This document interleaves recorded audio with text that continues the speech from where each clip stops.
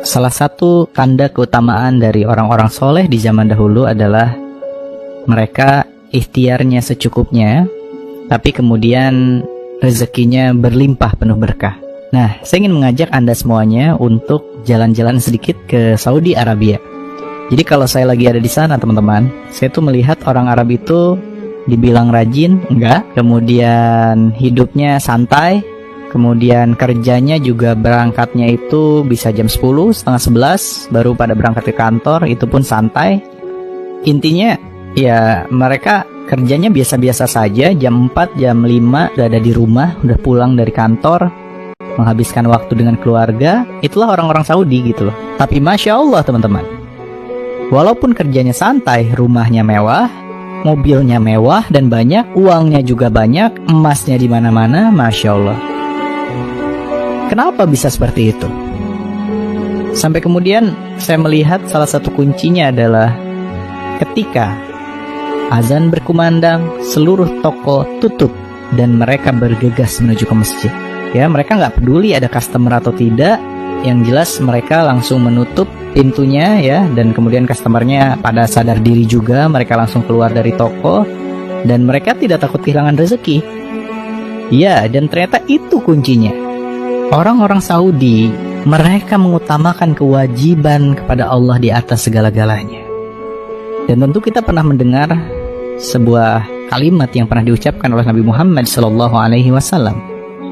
Jika kita menghampiri Allah sejengkal, maka Allah akan menghampiri kita sehasta. Dan jika kita menghampiri Allah dalam keadaan berjalan, maka Allah akan hampiri kita dalam keadaan berlari. Masya Allah. Dan inilah konsep berserah diri, teman-teman.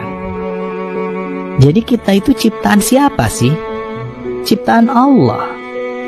Nah sekarang gini teman-teman, kalau misalnya Anda menjadi seorang profesor dan kemudian mampu menciptakan sebuah robot yang bisa bergerak, berperilaku seperti kita manusia, apa sih yang kita harapkan dari robot itu? Mengikuti keinginan kita atau justru melawan keinginan kita? Mengikuti kan? Nah sekarang kalau robot itu ternyata melawan kepada kita, kira-kira apa yang akan kita lakukan? Ya udah syukur dihidupin, ngelawan lagi gitu kan ya. Untungnya Allah nggak kayak gitu teman-teman sama kita. Pertanyaannya adalah selama hidup kita lebih sering mana? Mengikuti keinginan Allah atau mengikuti keinginan diri sendiri?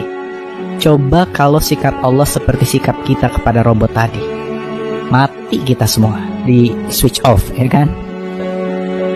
Maka sahabatku semuanya, Masya Allah, kalau si robot yang kita ciptakan tadi ngikuti keinginan kita, apapun yang kita mau, dia mau kerjakan, kemudian dia nurut, dia melayani kita, dia menghamba kepada kita, kira-kira apa yang akan kita lakukan pada si robot itu?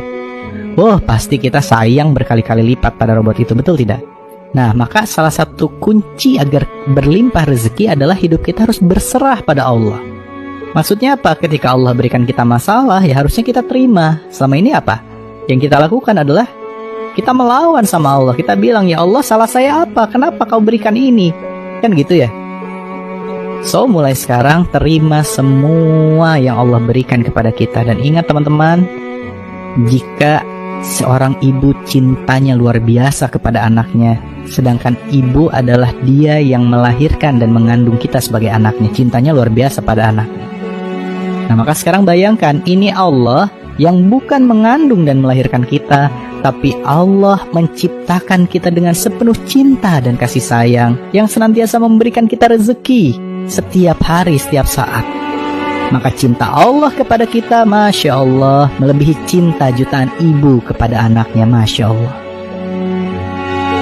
Maka mulai sekarang, tunduk patuh mengabdi kepada Allah, dan Allah akan berikan rezekinya kepada kita.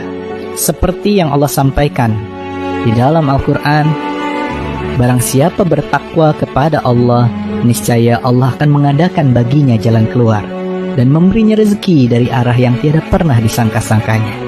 Dan barang siapa yang bertawakal kepada Allah, niscaya Allah akan mencukupkan keperluannya. Maka mulai sekarang berserah dirilah kepada Allah, dan Allah akan mencukupi setiap kebutuhan kita dengan cinta dan kasih sayangnya. Amin, amin ya Allah ya Rabbal Alamin.